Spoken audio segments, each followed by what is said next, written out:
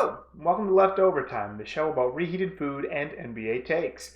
As always, we are going to attempt to recover food that we may otherwise throw away and stretch to find an NBA analogy to match our cooking method.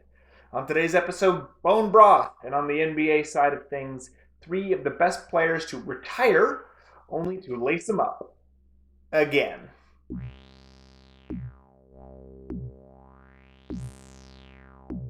First up, Dave Cowens. Cowens played 10 years for the Boston Celtics. The Celtics selected the center in 1970, a year after losing Hall of Fame center Bill Russell to retirement. Cowens was a near instant success, winning Rookie of the Year, MVP in 1973, and helping the Celtics win championships in 1974 and 1976. Cowens then retired in 1980. Just before Larry Bird would join and lead the Celtics back to championship contention. A history of lower leg injuries hobbled the big man physically, but could not cool the competitive fire. In 1982, Cowens returned to play for the Milwaukee Bucks. Cowens played well throughout the season, helping the Bucks make the playoffs only to suffer an injury that kept him from playing in the postseason. He retired after that season with nothing left to give, well, at least as a player. Next up, Rasheed Wallace. Wallace was selected in 1995 by the Washington Bullets and was an effective scorer out of the gate. Still, he was traded to the Portland Trail Blazers after 1 year in Washington, D.C.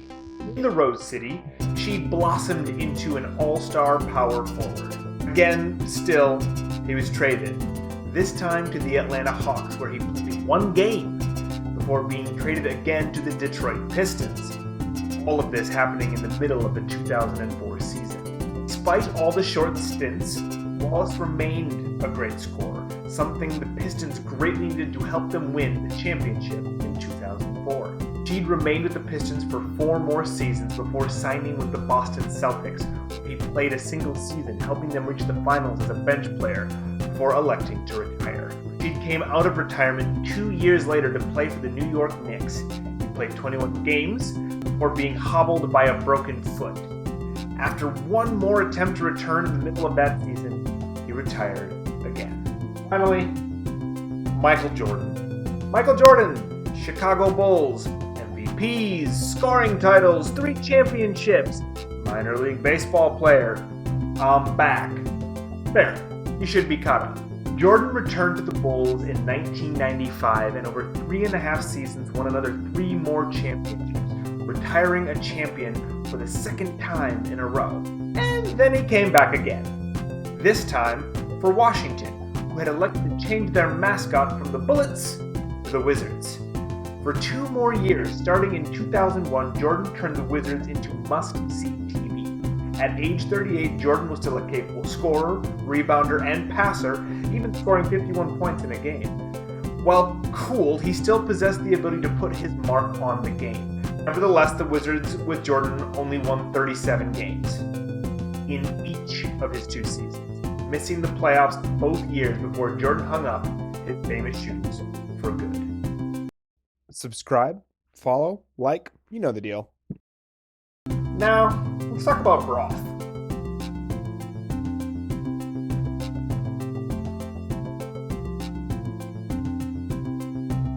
Rotisserie chickens, a fairly easy purchase for a quick meal, served hot and ready and able to sit in the fridge for a few days to be picked at.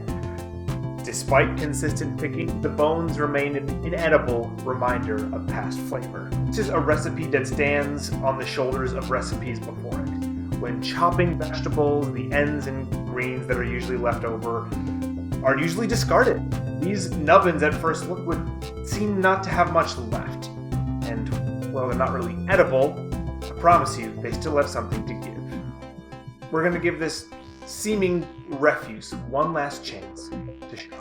Start, preheat an oven to 400 degrees. Picking the bones, make sure to break them up as much as possible. The smaller the pieces, the better. And add them to an oven-safe pan or baking sheet. Make sure to get any of the gelatin globules you can find. This is pure flavor. Pour out your frozen veggie scraps into the same pan. Drizzle olive oil and sprinkle kosher salt over the scraps and mix together with a spoon or with your hands. Place the pan into the oven and let it sit for 45 minutes to an hour. Remove the pan from the oven and dump the collected scraps into a large pot, making sure to scrape the pan clean. Fill the pot with water and set on the stove on high. Once it reaches a rolling boil, reduce to a simmer and let sit for 90 minutes to maybe about 2 hours. Remove from heat and allow to cool. Now, using a mesh strainer, pour the broth into the bowl. And there you have it. From here on out, you can use this broth in any way you see fit. In soups, stews, chilies, to cook rice, to make a pan sauce. Freeze it in Ziploc bags and make a little library of broths in your freezer. Dump it into a bitted ice cube tray as your secret weapon to add a punch of flavor. Much like Cowan's and Sheed and MJ, while those ends and substance didn't really seem to have a whole lot to give, even at the tail end, there's always something to contribute.